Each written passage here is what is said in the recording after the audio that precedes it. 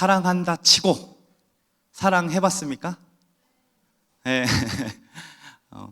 지난주에 우리는 부활에 대해서 나누면서 예수님께서 잠자는 자의 첫 열매가 되셨다라는 말씀 했습니다. 그렇죠? 이게 무슨 말씀이에요? 부활의 열매가 맺었기 때문에 그 다음에 우리들은 부활이 또 맺혀질 수 있는 삶을 산다라는 거죠. 그러나 우리는요, 사실 한 주간을 좀 살아보면 부활이 없는 것처럼 살아갈 때가 많습니다. 그런 우리에게 딱 한 가지 비결을 가르쳐 주셨는데, 이 땅에서도 그 부활 생명과 하나님의 영광을 누릴 수 있는 방법이 뭐라 그랬습니까? 바로 사랑이라고 했죠. 천국에 가도 여전히 남아있는 그 사랑을 우리가 지금도 행할 때에 부활 생명을 지금 이 자리에서도 누릴 수 있고 경험할 수 있다라는 겁니다. 오늘도 그 부활 생명을 경험할 수 있는 예배였으면 좋겠습니다. 아멘입니까?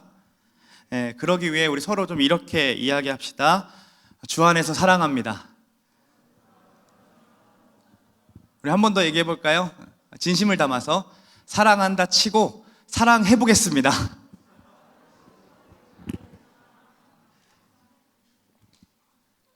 여러분, 롱코비드라고 요즘 유행하고 있죠.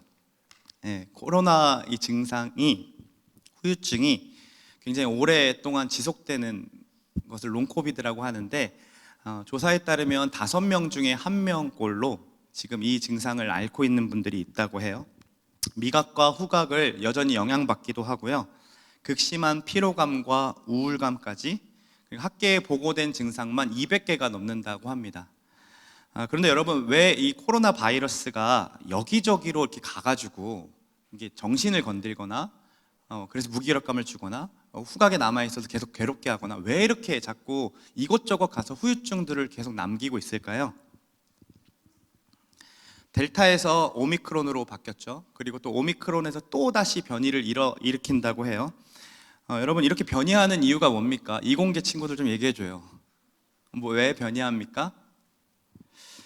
결국 이곳저곳으로 옮겨 다니면서 후유증을 유발하는 이유는 바이러스가 살고자 애를 쓰는 것이기 때문입니다. 우리 몸에서 생존하고 싶어서 발악하는 거죠. 근데 이렇게 코로나 바이러스가 우리 몸의 곳곳을 다니면서 이렇게 후유증을 유발하고 생존하고자 발악을 하는 것처럼 우리 안에 이 죄는 오래전에 분명히 종식되었어야 했는데 종식되었어요. 그런데도 불구하고 여전히 남아 있어서 존재하고자 발악하고 있습니다. 그렇죠? 그래서 로마서 말씀을 보면 이렇게 선포해요. 같이 한번 읽어볼까요? 죄가 너희를 주장하지 못하리니 이는 너희가 법 아래 있지 아니하고 은혜 아래 있음이라. 그러니까 죄가 우리를 주장하지 못한대요. 죄가 너 죄져 이렇게 했을 때 우리는 거기에 거부할 수 있는 마음이 그리고 의지가 다 있다라는 겁니다. 그러니까 주인 행세를 못하는데도 불구하고 계속 살아남으려고 발악하고 있는 거예요, 죄들이. 주인도 아닌 것이 세력은 점점 약해지면서 뭐 하고 있는 거냐면 발악하고 그러면서 막 소리쳐요. 내가 너 주인이었어. 그러니까 너 그거 해 라고 하면서 소리치고 유혹하는 거죠. 말씀을 듣는 지금도요, 여전히 내 안에 있는 죄의 세력들은 활동하고 있습니다. 예배의 자리가 분명히 지난주 말씀을 나눠주신 것처럼 하나님의 영광을 맛볼 수 있는 자리이고 부활 생명을 누릴 수 있는 자리임에도 불구하고 우리는 그동안 익숙해왔던 죄들로 인해 이 은혜를 누리지 못하도록 만든다라는 겁니다. 잠을 자던 사람들은 조금 있으면 잠을 청하게 될 거예요. 그리고 핸드폰을 하면서 이 시간을 보내고 있던 사람들은 또 조금 있으면 핸드폰을 하게 된다라는 거죠. 끊지 못했던 그 습관들이 계속해서 작용하여서 이 시간들을 그렇게 하나님 말씀으로부터 멀어지게 만든다라는 겁니다. 이렇게 우리 안에서 잔존하고 있는 죄들이 예수 그리스도의 피로 완치가 되었음이 선언되었음에도 불구하고 여전히 우리를 주장하고 싶어서 발악하고 활동하고 있습니다. 그래서 이렇게 활동하는 죄와 지금 말씀을 들어야 한다라는 그 성령의 말씀하심이 계속 뭐합니까? 부딪히는 거죠. 이 문자는 꼭 보내야 되는데, 이 전화는 꼭 받아야 되는데, 내가 어저께 너무 밤새도록 과제해가지고 너무 피곤한데, 이런 생각들이 우리를 지배하면서 성령이 원하시는 것과 육체가 원하는 것이 계속해서 부딪힌다라는 겁니다. 가끔 인터넷에서 이 예수님과 사단이 이렇게 팔씨름하는 그 이미지가 나온 적이 있습니다. 근데 제가 설교 중에 이런 그림을 보여준 적이 있는데요. 한번 보여줄까요? 이렇게 나오는구나. 네, 뒤에 큰일 났다. 내가 하얀색 네, 이렇게 제가 예수님은 아니니까 네, 이 그림만 보고 얘기를 좀 해볼게요. 다행이네요. 여기 하얀색 바탕이라서 다행이네요. 효과 좋아요. 감사해요. 이러면 안 보여요. 또 이러면 제가 뒤에 배경을 또 하얀색으로 해가지고 그냥 현수막에다 비춰줘도 될 것 같아요. 네. 예수님이 사단과 싸우면 몇 프로 이길까요? 100%로 이기기 때문에요. 사단은요, 예수님께 덤빌까요? 안 덤빌까요? 안 덤빕니다. 그리고 예수님이 우리를 100%로 사랑하시고 우리는 예수님께 어떻게 합니까? 그냥 일방적으로 개기죠. 그래서 그 관계를 인식하지 못하고 또 어떻게 하냐면 이 사단이랑 우리랑 싸우면 누가 이길까요? 100% 사단이 이깁니다. 그래서 사단은요, 우리를 건들지 않습니다.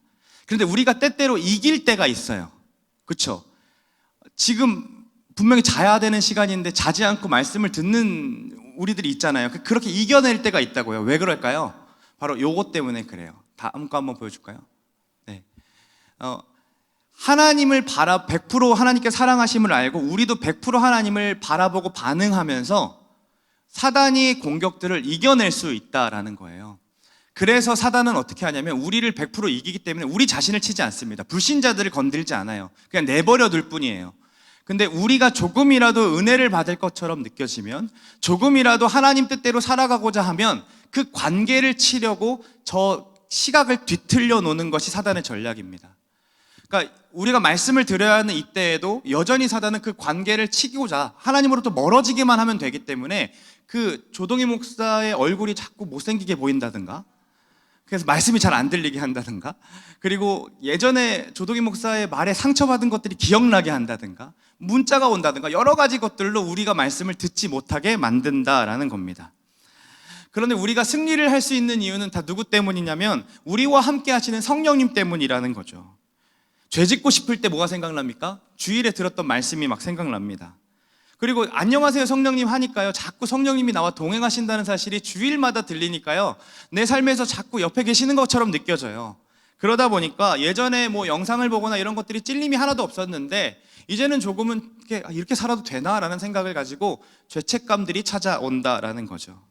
그렇게 성령님이 함께 하신다라는 것을 하나님께서는 믿어지게 하심으로 뭘 하시냐면 이 말씀을 통해서 우리에게 가져오는 그 죄의 유혹들을 이겨낼 수 있도록 하신다라는 거죠.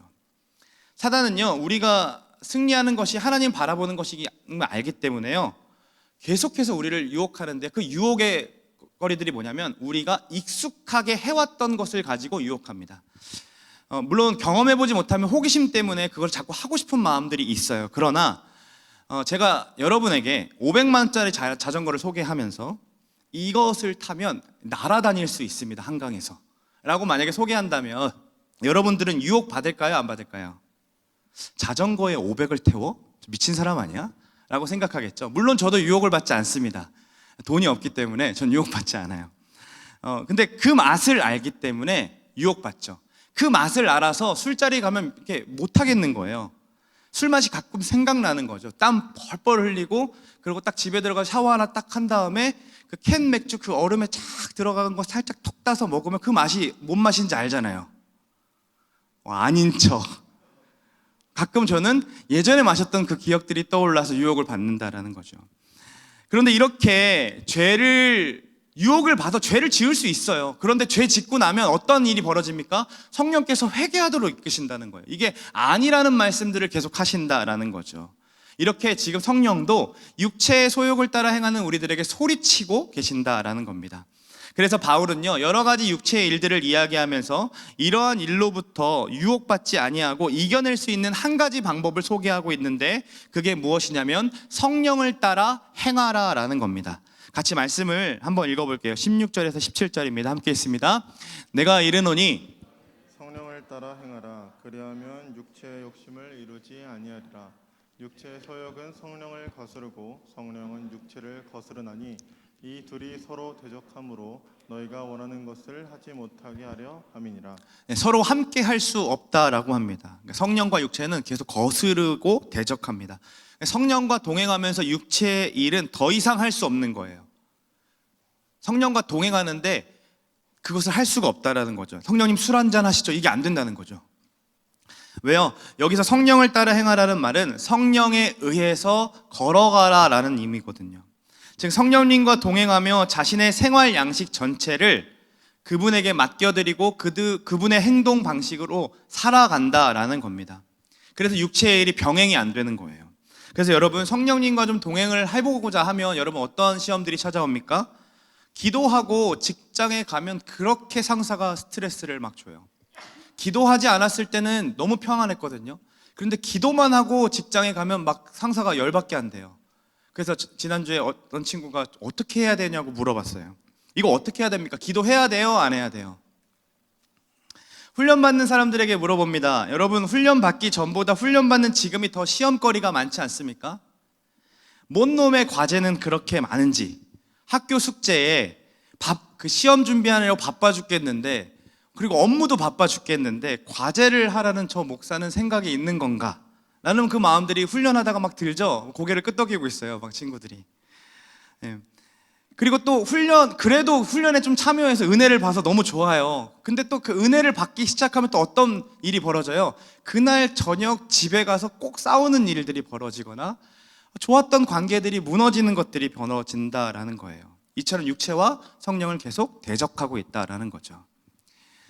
오늘 본문에서 바울은 육체의 일은 분명하다라고 이야기하고 있습니다. 분명하다라는 것은 눈에 띈다라는 거예요. 이 육체의 일은 다 눈에 띄는 행위들이에요. 나도 모르게 짓는 것 같지만 우리의 삶에서 결국 눈에 띄게 되고 나타나고 분명한 파괴력을 지니고 있다라고 합니다. 육체의 일을 총 몇 가지로 소개되고 있을까요? 몇 가지? 육체의 일이 지금 몇 가지로 얘기하고 있나요?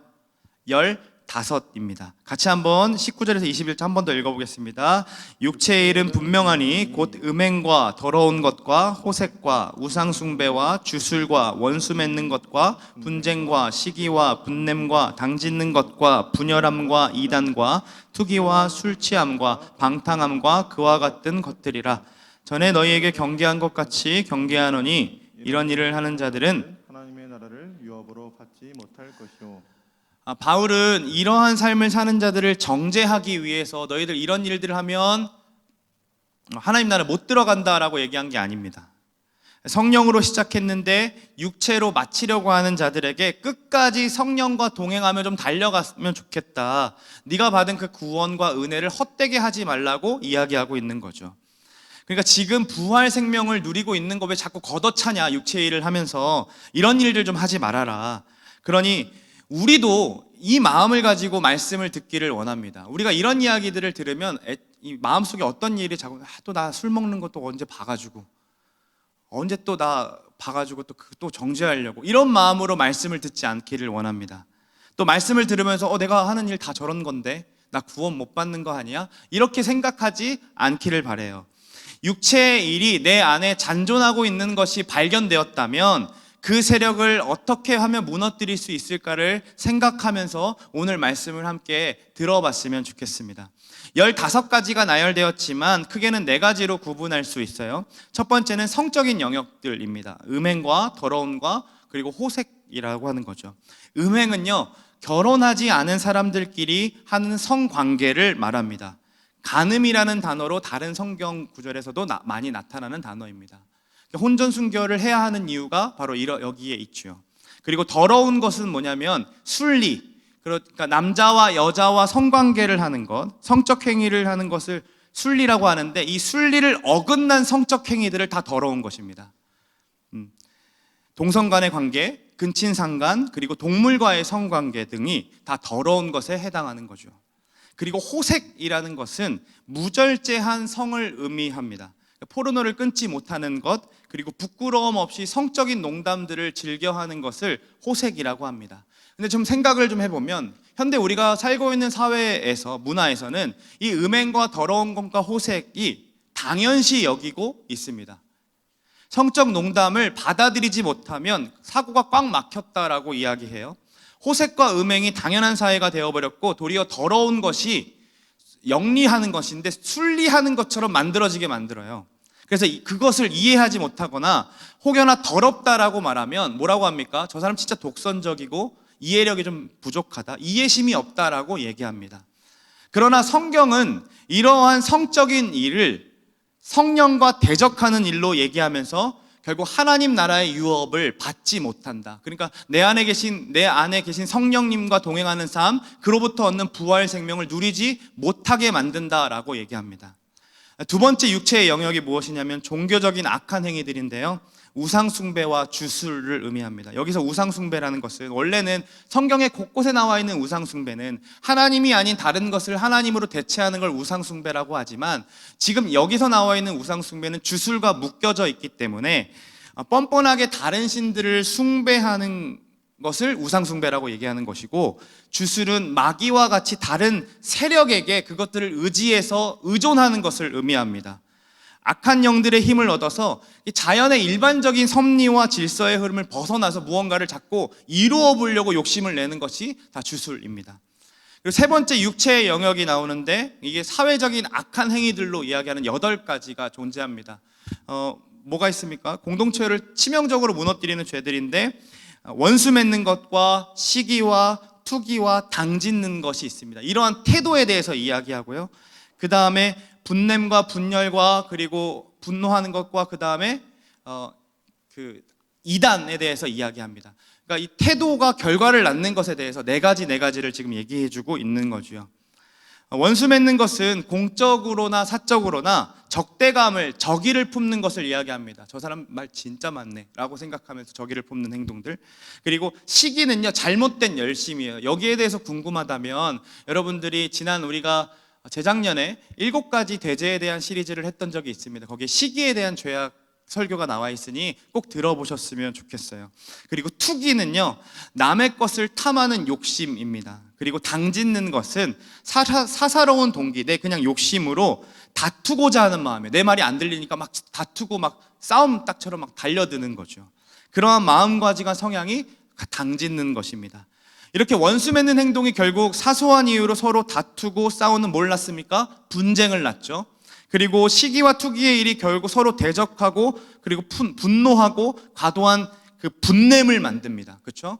그 다음에 또 어떻게 됩니까? 자기 이야기를 들어주지 않는다는 이유로 다투려고 하는 그 당짓는 일, 그 일들은 결국 서로의 편을 만들게 돼요. 왜 저 사람 얘기를 안 들어주지?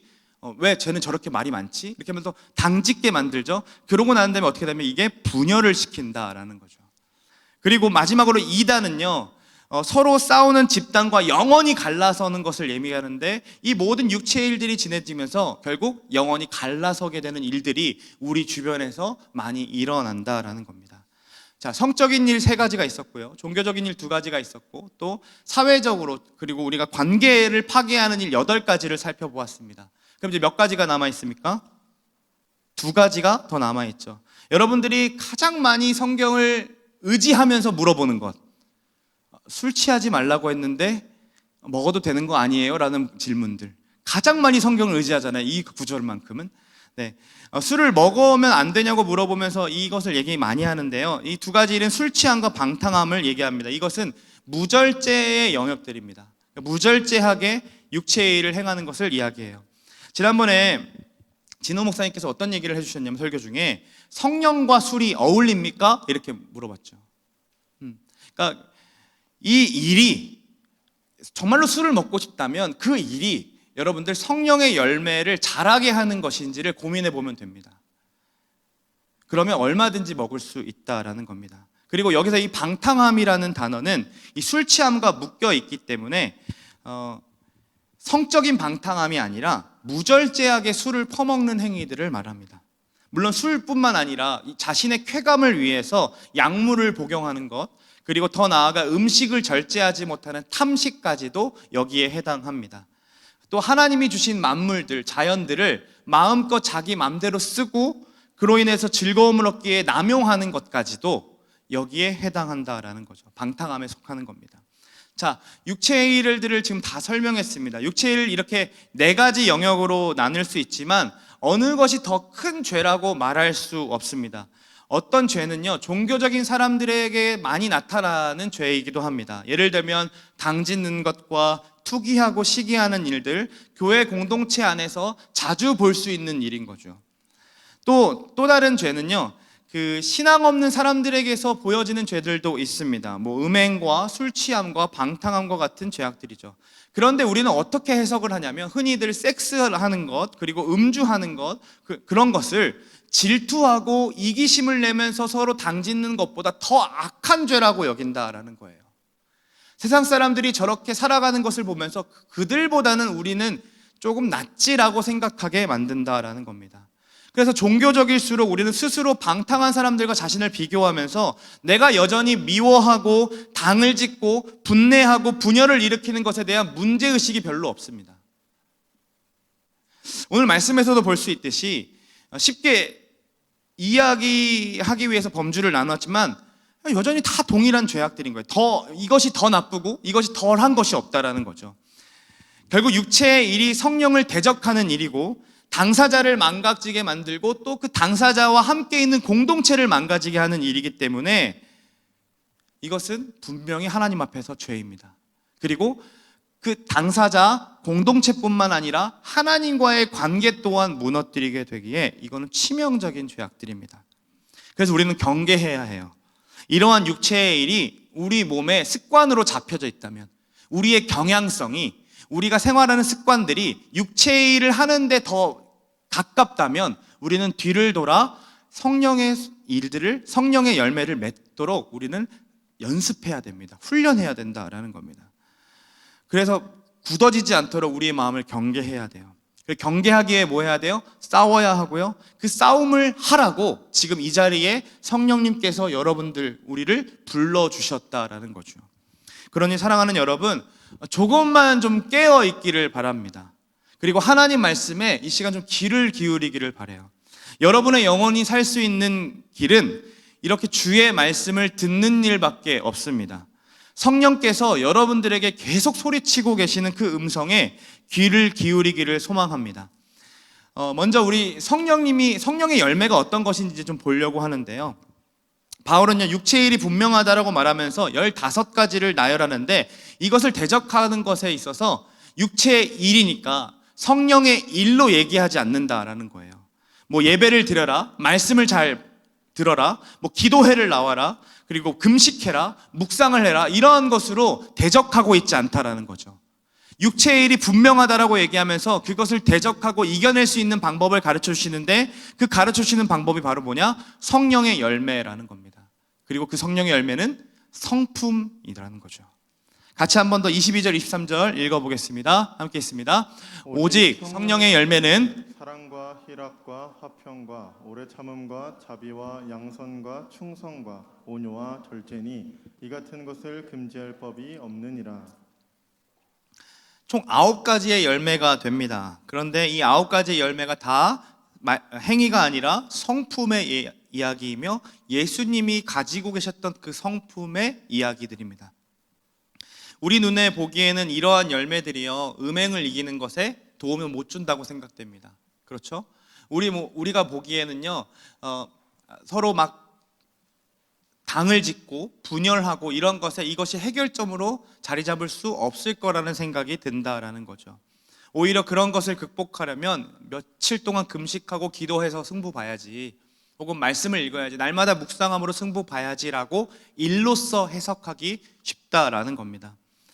그런데 하나하나 열매를 좀 설명하면서 그 열매들이 어떻게 이 육체의 일들을 이겨낼 수 있는지를 좀 따져보려고 합니다. 여러분, 먼저 사랑은 하나님의 사랑을 경험해서 베푸는 사랑이기 때문에 그러니까 자신이 갖고 있는 조건과 자기애에 근거하지 않는 사랑입니다. 그죠? 하나님께서 사랑해 주셨기 때문에 사랑을 베푸는 거죠. 그리고 희락은 뭐냐면요, 환경과 상황에 의지해서 기뻐하는 일들이 아닙니다. 세상이 말하는 기쁨과 달라요. 돈을 많이 벌었기 때문에 기뻐하는 것, 우리 가정이 평탄하기 때문에 기뻐하는 것이 아니라 이 희락은 전혀 환경에 의존하지 않는 희락입니다. 오직 예수 그리스도께서 나를 위해 죽으셨다는 그 복음이 너무나도 행복하고 그 복음을 통해 자신이 어떤 존재인지를 발견할 때 누리는 기쁨이 바로 희락입니다. 그리고 그렇게 사랑과 희락으로 형성된 정체성은 우리를 어디로 이끕니까? 온갖 우리가 묶여있던 것들, 내가 애써 해왔던 것들로부터 자유함을 주죠. 그게 바로 평안이라는 겁니다. 이 세상을 보세요. 경쟁이 난무하잖아요. 그래서 잠을 줄여서만이 무언가를 해야 한다라는 것이 이 세상이 말하는 일들인 거죠. 그래서 우리의 안식과 평안을 자꾸 빼앗으려고 하는데, 우리 주님께서는 부활하신 후에 제자들을 처음 만나서 하신 말씀이 뭐냐면 평안하느뇨? 라고 물어보시고 성령을 그들에게 베풀어 주시면서 평안하라 라고 샬롬이라고 말씀하신다라는 거예요. 그러니까 이 평안은요, 주님이 주시는 궁극적인 평안인 겁니다. 자, 이렇게 사랑과 희락과 화평의 성품이 우리 삶에 가득 차게 된다면 어떤 사람으로 변화되게 될까요? 강팍해질까요? 참을성 없는 것은 여전할까요? 아닙니다. 참지 못해서 쉽게 내뱉고, 그리고 그로 인해서 상처 주고 깨어지는 관계 속에서 넉넉히 참아낼 수 있는 그리스도인의 삶으로 변화될 수 있습니다. 그것이 뭐예요? 오래 참음이라는 열매의 맛이에요. 하나님의 때와 방법을 신뢰하는 거죠. 내가 지금 뭔가를 하지 않아도 하나님 때와 방법을 신뢰하기 때문에 내가 뭐 해야만 직성이 풀리고, 내가 아무것도 할 수 없는 것을 견딜 수가 없었지만 그저 기다리고 기다려보는 거죠. 그리고 또 대가를 중시하는 사회에서 하나님의 때를 알기에 그저 오래 참으면서 기다리게 되면 더 나아가 어떻게 됩니까? 내가 받고 있는 사랑과 자비가 어떤 건지 알기 때문에 나와 함께 관계를 맺는 자들, 또 관계 없는 사람들께까지 자비의 일을 할 수 있다라는 겁니다. 자비의 모습이 나타난다는 거죠. 세상의 관계 안에서도 이러한 일들이 벌어지는 것처럼 보이지만 사실 다 자기의 결에 맞는 사람들에게 자비를 베풀고 싶어 합니다. 그런데 그리스도인은 다르다라는 거예요. 오히려 그들의 허물을 가리워주고, 내가 받은 자비가, 내가 받은 은혜가 무엇인지 알기 때문에 그들에게 동일한 은혜를 베풀어 준다라는 거죠. 그리고 그렇게 은혜를 베푸는 것을 감정적인 것뿐만 아니라 자신의 시간과 재정을 사용해서 그들에게 전달하기도 합니다. 우리가 자주 쓰는 언어로 플로잉이라고 하는데, 성경의 언어로는 양선이라는 단어입니다. 착한 마음을 지닌 거죠. 그렇게 하나님이 베푸신 그 은혜를 알고, 또 교회 안에서, 세상 안에서 늘 흘려보낸 삶을 사는 자들이 여러분 주변에 있다고 한번 생각해 봅시다. 우리 그런 사람들을 우리는 뭐라고 얘기합니까? 참된 그리스도인이라고도 얘기하고 충성된 사람이라고 얘기하죠. 그래서 그 열매 안에 충성이라는 성품이 담겨져 있는 겁니다. 보세요. 우리의 문화 가운데요, 굉장히 실증을 내는 문화들이 다 있습니다. 금세 실증 나죠. 그래서 영상도 3분 이상 넘어가면 보고 싶지 않아요. 다른 영상을 찾아보게 되죠. 그런 자들이 지금 와가지고 40분씩 50분씩 설교를 듣고 예배한다라는 건 너무 힘든 일인 것 알고 있습니다. 그뿐입니까? 우리가 직장을 다녀도 혹여나 우리에게 힘듦을 주기는 어떤 역경이 찾아오면 우리는 금세 그만두고 싶어하는 마음들에 사로잡혀 있습니다. 그러니까 금방 실증을 내고 금방 그 자리를 떠나고 싶어하죠. 그것이 직장뿐만 아니라, 직장은 그래도 돈이 걸려있기 때문에 그 떠난다는 말을 쉽게 하지 못해요. 그렇죠? 그런데 교회에서는 상처받으면 어떤 얘기들 많이 합니까? 내가 이 교회만 교회인가? 다른 데로 가야지 라고 하면서 그러한 이야기들을 우리 많이 한다라는 거예요. 그런 공동체, 그런 사회에 어떤 사람들이 필요합니까? 충성된 사람들이 필요하다라는 겁니다. 그 자리를 묵묵히 이해되지 않지만 버티고 견디면서 그 자리를 지켜내는 사람들은 사람들이 보면서 뭐라고 합니까? 그 사람이 정말 충성된 사람이라고 이야기하는 거죠. 그런데 그 충성된 태도는요, 또 온유한 마음을 겸비하고 있습니다. 이 온유라는 단어가요, 조금 특이해요. 이 온유라는 단어는 부드러운 이미지가 느껴지지만 이 부드러움과 강함의 이미지를 같이 가지고 있습니다. 그러니까 야생마가 길들여져서 주인의 말에 딱 앉아 있는 거랑 같은 겁니다. 온순하게 앉아 있는 거. 그런데 주인이 가 그러면 금방이라도 가서 적을 떼 부실 수 있는 만한 강인함을 갖고 있는 것이 바로 온유함이라는 거예요. 이 온유한 마음을 가진 이들은요, 그 자리를 굳건하게 지키면서도요, 남들에게 좀처럼 화를 내지 않습니다. 끝까지 받아주고 그 사람들에게 배려해 주는 거죠. 근데 이러한 사람들을 세상에서 뭐라 그러냐면 물러터졌다라고 얘기해요. 그들의 평가와 기준들은요, 저렇게 물러쳐서 어떻게 해? 자기 얘기도 못하고 이렇게 얘기합니다. 그러나 우리는 그런 평가에 휘둘리지 않아요. 이 온유한 사람들은요, 오히려 부드러운 태도로 그들에게 대해주고 그 부드러운 태도로 대해주는 그 성품을 통해서 주변의 사람들이 모이게 됩니다. 그런데 진리에 있어서는 절대로 타협하지 않는 거예요. 부드러운 줄 알았더니 되게 강인하네, 담대하네 라는 그 마음들을 보여줄 수 있는 거죠.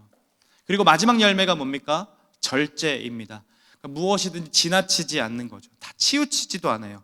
내 느낌대로 먹고 살라고 얘기하고요, 오늘 진창 마시고 그냥 다 죽자라고 얘기합니다. 그런 세상에서 지나치지 않는 거예요. 또 극단으로 몰고 가죠. 너 이거 좋아해? 그럼 너 빨갱이네. 너 이거 좋아해? 너 그럼 완전 극보수네. 이렇게 해서 극단으로 치닫지 않는다라는 거예요. 진리가 무엇인지 분명하게 알기에 그 진리를 통해서 분별할 줄 아는 눈도 있어서 치우치지도 않습니다. 모든 것이 가하나 모든 것이 유익하지 않음에, 그 않음을 알기에 먹고 마시는 것이 하나님의 영광과 어떤 관련이 있을까라는 것을 분별해 보면서 그 영광을 위해 살아가려고 절제한다라는 겁니다.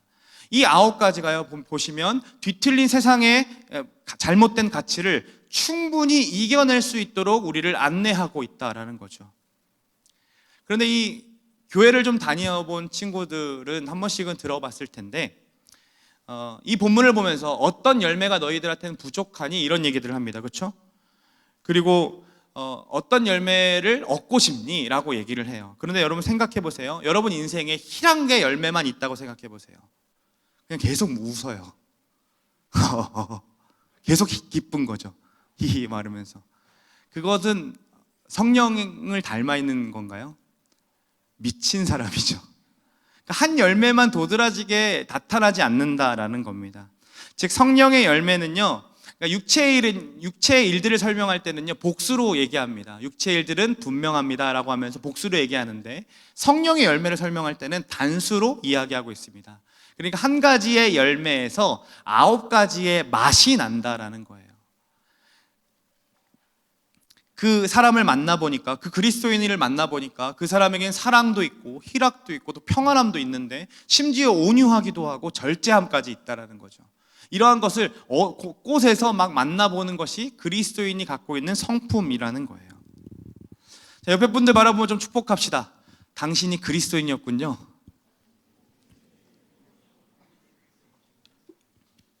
이렇게 얘기할 수 있는 근거는 뭐가 있습니까? 그 사람에게서 성령의 성품들이, 성령의 열매가 느껴지기 때문입니다. 근데 성령의 열매가 지금 한 가지이지만 이 한 가지와 이 9가지의 맛이 어떻게 자라가기 시작하면 이렇게 자라갑니다. 점진적으로 아주 조금씩 그리고 반드시 자라고요, 함께 자라갑니다. 어느 하나만 팍 자라지 않습니다. 여러분 열매들을 좀 먹어보면, 요즘은 뭐 비닐하우스도 잘 돼 있고 시설이 잘 돼 있기 때문에 뭐 수박도 겨울에 먹을 수도 있긴 하지만 그 여름에 먹는 수박과 겨울에 먹는 수박이 같습니까? 여러분 우리 블레싱 가서 지난해에서 먹었던 수박과 그냥 그 겨울에 먹은 수박이 같습니까? 다르죠. 지난해에서 먹었던 그 수박은 굉장히 뜨뜻했거든요. 그러면서도 그렇게 달 수가 없었거든요. 그런데 냉동고에서 방금 나온 수박인데 겨울에 나온 수박은 어떻습니까? 맛이 안 사는 게 있죠. 과일을 제일 맛있게 먹는 방법은 제철에 먹는 겁니다. 기다리고 기다려서 먹는 거죠. 이렇게 지금 성령의 성품들을 열매로 표현하고 있다는 것은 우리의 그 성품들도 이렇게 조금씩 기다리며 점진적으로 자라간다는 거예요. 그리고 여러 가지의 맛이 한 사람에게 희락만 잔뜩, 뭐 고무고무 열매 뭐 이런 거 아니라 다 자라가는 거예요. 다 같이. 물론 어려운 상황이나 환경에 놓이게 되면 잘한 것 같은데 완전히 무너지는 자신을 경험하기도 합니다. 그러나 여러분 기억하세요. 잘하게 하시는 분은 우리가 아니에요. 누굽니까? 우리와 동행하시는 성령 하나님이시라는 거예요. 그분이 우리를 견인하십니다. 이제는 이런 얘기가 막 통해요. 그렇죠? 유식한 얘기, 견인합니다. 이제 이해가 되죠? 그리고 우리와 날마다 동행하시면서 우리를 육신의 소욕을 쫓아가지 않도록 계속해서 소리치시는 분이 성령님이시라는 거예요. 또한 이 한 가지의 열매이기 때문에 9가지 성품이 따로따로 크지 않고 함께 자라게 하시는데 이 점진적으로 그리고 반드시 그리고 함께 자라가게 하시기 위해서 우리 주님께서는 누구를 허락하신 거냐면 성령님을 허락하셨다라고 하는 거죠. 자, 근데요, 우리는 그리스도 안에서 성령과 동행하는 존재들이지만, 그러다 보니 사단은요, 우리를 더욱 육체의 일들로 유혹하는, 무너지게 만드는 것이 너무 많이 보입니다. 특별히 교회 공동체 안에, 특별히 은혜 받는 우리 친구들 가운데. 여러분, 가장 잘 넘어지는 것이 무엇입니까? 여러분들이 그 스트레스를 받는 요인들, 또 성령의 성품들이 잘 맺혀지게 안 되는 요인들이 무엇입니까? 청년인지라 음행이나 술 취함이 우리를 걸려 넘어뜨리게 하는 주된 것이 될 수도 있습니다. 그러나 진짜 성령의 성품으로 살아가지 못하게 만드는 것은 사실 관계의 문제 안에서 아닙니까? 특히 직장이나 학교와 같은 사회보다 어디서 좀 예수님을 믿는다라는 사람들인데 왜 그렇지? 어떻게 그럴 수 있지라는 마음들과 함께 이 교회 공동체 안에서 그것들이 무너지게 만들지 않습니까? 그럼 왜 그럴까요? 왜 교회 공동체인데 왜 상처를 주고 왜 그 안에서 우리는 서로 지지고 볶고 싸우게 될까요? 바로 이 이유 때문에 그래요. 어떤 이유? 사단의 주된 공격 포인트이기 때문에 그렇습니다. 아까 얘기했잖아요. 사단은요, 우리 자신을 칠 때요, 우리가 바라보고 있는 그 하나님을 쳐요. 그 시각을 비틀어 놓는다는 거죠. 이 교회 공동체 안에 은혜 받을 것이 분명하기 때문에 이 교회 공동체 안에서 싸움이 일어나게 나오고 분열이 일어나게 나오고 여러 가지 육체의 일들이 드러나게 만듭니다. 그래서 결국 어떻게 됩니까? 무너지게 만드는 거죠. 두 번째 이유는요, 이것이에요. 프레임에 서로를 가두어서 바라보기 때문에 그래요. 여러분, 직장에 가서 팀장이 되어가지고 어떻게 말을 저렇게, 어떻게 술을 저렇게 많이 마실 수 있어? 라고 얘기합니까? 혹은 학과장이 되어서 왜 저렇게 술 먹자고 얘기해? 어떻게 저렇게 방탕하게 살 수 있어? 이렇게 얘기합니까? 신학교 다니지 않잖아요, 그렇죠? 그런 이야기는 신학교나 교회에서만 통하는 이야기입니다. 그리고 이렇듯 종교적인 것일수록 우리는 더더욱이 서로에게 프레임을 씌워서 자꾸 그것을 통해서 그들을 욕하고 싶어하고 그리고 자꾸 분열을 일으킨다라는 겁니다. 있는 그대로 서로를 바라봐주지 못하는 거죠. 오히려 사회는요, 아유 저 팀장 술 잘 먹네, 그리고 그냥 넉넉하게 바라볼 수 있지만 교회 안의 프레임에 어떻게 목사가 술 먹는 얘기를 저렇게 설교다해서 할 수 있어? 어떻게 리더가 그런 식으로 행동을 해? 어떻게 이러면서 자꾸 그 직분들을 가지고, 직분이라는 프레임을 가지고서 얘기하는 거죠. 그리고 이해되지 않는 마음들을, 자신의 그 마음을 계속 그냥 그대로 내비칩니다. 왜 이러한 마음이, 그리고 이러한 마음의 상함이 일어납니까? 그 사람이 성령께서 함께 하시고 그 사람에게도 성령의 열매가 자라가고 있다는 것을 우리가 인지하지 못하기 때문에 그래요. 그 사람을 저 사람과 지금 성령님이 함께 하시고 성령의 열매를 잘 담고 있는 사람이네 라고 바라보는 것이 아니라 육체의 일을 감당하는 자로 바라보기 때문에 성령이 앞서는 게 아니라 어떻게 그럴 수 있어? 라고 얘기하는 거죠. 어떻게 청년이 돼가지고, 어떻게 목사가 돼가지고, 어떻게 리더가 돼가지고 라면서 그럴 수 있냐고 얘기하는 거죠. 즉 사람이 먼저가 아니라 뭐가 먼저입니까? 일이 먼저인 겁니다. 그래서 분노합니다. 이것이 육체의 일 분냄이죠. 이러한 분노가 생겨나면 세상 사람들은 그냥 술 한 잔 마시면서 한번 풀자라고 얘기하거나요, 그가 없는 자리에서 욕을 대신하고 풀어버립니다. 또 담배 한 대 피면서 분노를 삭히기도 하죠. 그런데 교회 공동체는 그게 안 되는 거예요. 술 기운에 의지하자니 자꾸 성령님이 외치는 소리가 들립니다. 그건 아니라고 말하는 거죠. 또 뒤에서 신나게 좀 욕을 해보려고 하면 마음에 찔림이 다가와요. 왜 이렇게 하십니까? 하나님께서 그 이야기를 나에게 좀 하라고, 나에게 먼저 하라고 외치고 계시는 겁니다.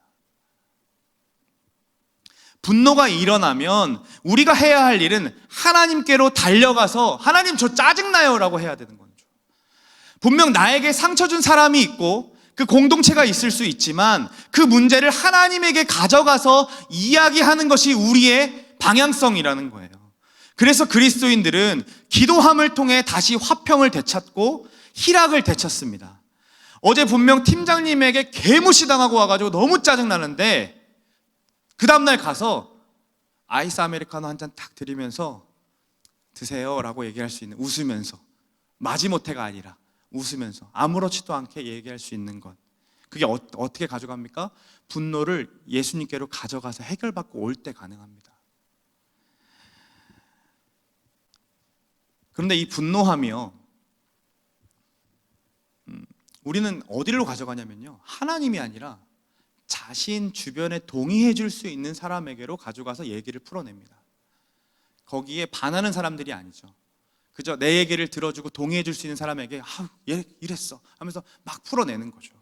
그런데 그렇게 풀어내면 어떻게 됩니까? 저는 이것이 그냥 분내는 것이라고 생각했고 당연히 그럴 수 있다라고 생각했어요. 그런데 말씀을 보는데 하나님이 어떠한 것들을 시각을 끼워주시냐면 그것이 곧 뭐가 되냐면 당짓는 것이 되고, 그 분냄이 당짓는 것으로 발견되고, 그 당짓는 것이 곧 분열함으로 나타나게 만들어서 공동체를 무너뜨리는 일이 될 수 있다는 사실을 깨닫게 하시는 거예요. 결국에는요, 은혜를 받았어요. 내가 하나님으로부터 해결받는 때도 있잖아요. 그 사람이 그렇게 했는데, 근데요, 그 은혜 받은 것들을 얘기하면서 어떻게 하고 있는 걸 발견하냐면요, 그 사람을 돌려가고 있는 걸 발견해요. 옛날에 그 사람이 저렇게 나한테 했었다? 근데 하나님이 나 이렇게 해결해 주셔가지고 이제는 아무렇지 않아 라고 했는데, 은혜를 얘기하고 있는데 뭘 얘기합니까? 돌려간 걸 얘기해요. 지금 저 사람이 나를 상처 준 거를 얘기하며 동의를 얻고 있는 우리 자신을 발견하는 겁니다. 그러니까 이 성령께서 행하신 성품, 그 일인데도 불구하고 우리는 그걸 일로 해석하면서 은밀하게 육체의 일로 바꾸어내고 있는 거죠. 지난주에 그런 일들이 있었어요. 고난주간에 이제 우리 우모아 워시팀이 워십을 하고, 저 강대상에 그 유리막이 있었거든요. 영진이와 저와 이제 얘기를 했습니다. 저거 옮겨야 된다. 근데 빠른 시간 안에 여기를 옮겨야 되는데, 저거 이제 흔들릴 거는 생각 못하고 빠르게 옮기려고 생각하고 있는데, 훅 하다가 영진이의 힘과 제 힘이 맞지 않아서 그게 앞으로 저한테 탁 기울여져서 그 성도님들이 다 쳐다보고 있는데 와장창창창 막 소리가 났습니다. 제 위치가 요 앞에 있었거든요. 뒤를 돌아볼 수가 없었습니다. 너무 창피했고. 그런데 제가요, 그 순간에 성령의 열매가 나와야 되잖아요. 그렇잖아요. 근데 제가 영진이에게 눈으로 욕을 하고 있더라고요. 이러면서. 그리고 저 뒤로 올라가서, 방송실에서 올라가서 너무 창피해서 조그리고 이렇게 앉아 있었습니다. 근데 영진이가 문자를 했어요. 목사님 죄송해요, 안 다치셨어요? 문자했어요. 나보다 난자예요. 그 얘기를 듣고요, 이렇게 얘기했습니다. 영진아, 괜찮아. 사실 안 괜찮았어요. 괜찮아. 나 멀쩡하니까 절대 신경 쓰지 말고 너 예배해. 하지만 안 괜찮았다고요. 근데 괜찮다 치고 그렇게 표현했는데요. 근데 그 순간 하나님이 저에게 말씀하시는 게 있었어요. 그럼 왜 분노해? 너 왜 눈으로 욕했어, 영진이한테? 잘하고 싶었던 거죠. 실수하고 싶지 않았던 거죠. 일을 하고 싶었던 거예요. 그러니까 이 자리에서 성령의 열매를 내비쳐주는 것을 보이고 싶은 게 아니라, 일 잘하는 것, 아무렇지 않은 일들이 그러니까 일이 벌어지지 않는 것을 원했던 거죠. 그러고 나서 그 일이 벌어지니까 금세 책임을 전가하고자 하는 눈빛을 날리고 있는 거예요. 우리가 이렇습니다.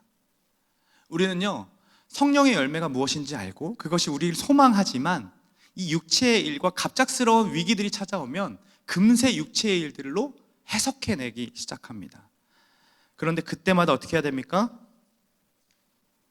육체의 일이 아닌 성령의 일, 성령의 열매를 의지해야 된다는 거예요. 그래서 그 의지함으로 우리는 승리를 경험할 수 있다는 거죠. 근데 우리가 성령의 열매에 관심이 없으면요, 결국 육체의 일을 이렇게 행하게 됩니다. 서로 대적하기 때문에요, 성령을 따라 걷느냐 육체를 따라서 행하느냐, 이 둘 중에 한 가지밖에 없습니다. 둘 다 선택을 할 수가 없어요. 둘 중에 한 가지로만 선택해야 돼요. 그런데 육체를 따라 걷는 사람들에게 나타나는 말버릇이 있습니다. 그게 뭡니까? 어떻게 그럴 수 있어?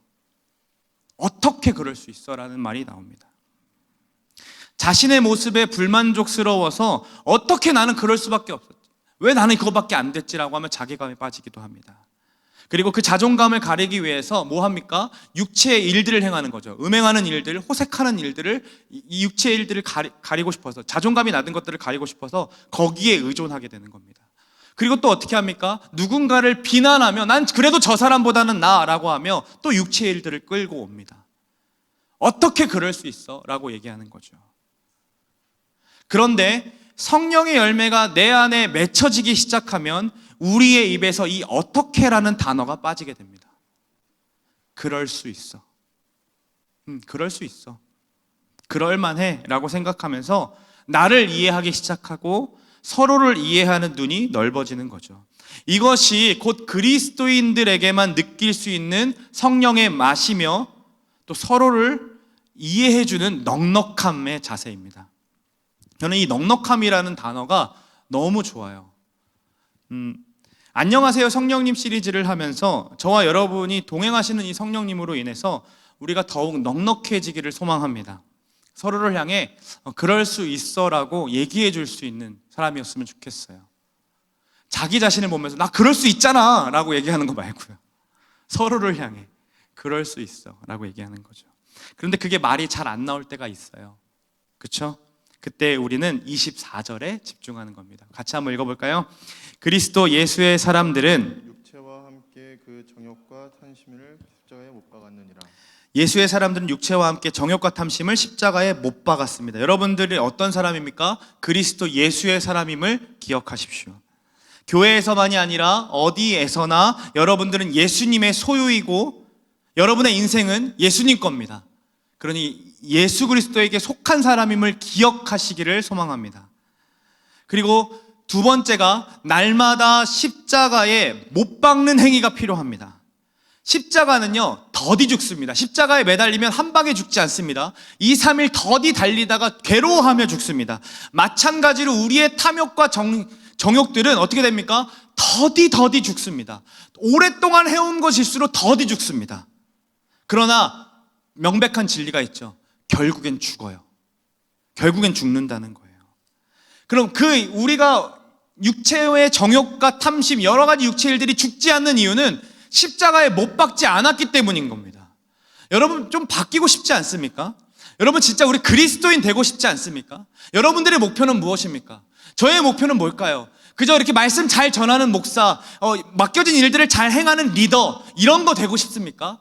여러분 우리가 같이 예배하는 이유, 같이 마을 모임을 하는 이유, 같이 훈련을 받는 이유 그리스도인 되고 싶어서 하는 거 아닙니까? 그리스도인답게 살고 싶어서 하는 건 아닙니까? 우리 안에 그 그리스도인 닮은 삶, 그 성령의 열매가 자라가기를 간절히 소망합니다. 우리 안에 그 더러운 것들을 날마다 십자가 앞에 못 박는 자들이 되기를 소망해요. 그래서 우리의 그 소망이 자꾸 일로서 서로를 해석하지 않기를 바랍니다. 저 사람 목사니까, 저 사람 리더니까 이런 걸로 해석하는 게 않기를 바라요.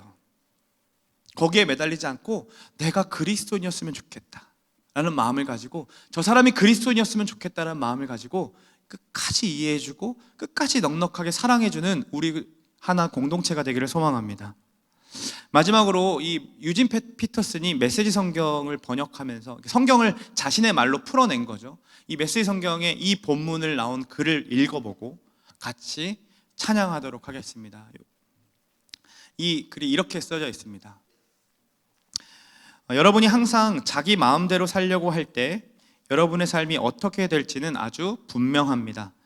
사랑 없이 되풀이되는 값싼 섹스, 악취를 풍기며 쌓이는 정신과 감정의 쓰레기, 과도하게 집착하지만 기쁨 없는 행복, 껍데기 우상들, 마술쇼 같은 종교, 편집진적 외로움, 살벌한 경쟁, 모든 것을 집어삼키지만 결코 만족할 줄 모르는 욕망, 잔인한 기질, 사랑할 줄도 모르고 사랑받을 줄도 모르는 무력감, 찢겨진 가정과 찢어진 삶, 편협한 마음과 왜곡된 추구, 모든 일을 경쟁자로 여기는 악한 습관, 통제되지도 않고 통제할 수도 없는 중독, 이름뿐인 꼴사나운 공동체 등이 그것입니다.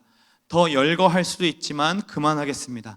여러분도 알다시피 내가 여러분에게 경고한 것이 이번이 처음이 아닙니다. 여러분이 자신의 자유를 그런 식으로 사용하면 여러분은 하나님 나라를 상속받지 못할 것입니다. 그러나 우리가 하나님의 방법대로 살면 어떤 일이 일어날까요? 여기부터 우리 같이 한번 읽어볼까요? 함께 있습니다. 과수원에 과일이 풍성히 맺히는 것처럼 하나님께서 우리의 삶에 여러 가지 선물, 다른 사람에 대한 호의, 풍성한 삶, 고요한 같은 것들을 풍성히 주실 것입니다. 또한 우리는 끝까지 견디는 마음과 긍휼히 여기는 마음과 사물과 사람들 속에 기본적인 거룩함이 스며들어 있다는 확신을 갖게 될 것입니다. 우리는 충성스럽게 헌신하고 우리가 살아가는 방식을 강요하지 않으며 우리의 에너지를 슬기롭게 모으고 관리할 수 있을 것입니다. 그리고 마지막 이렇게 얘기합니다.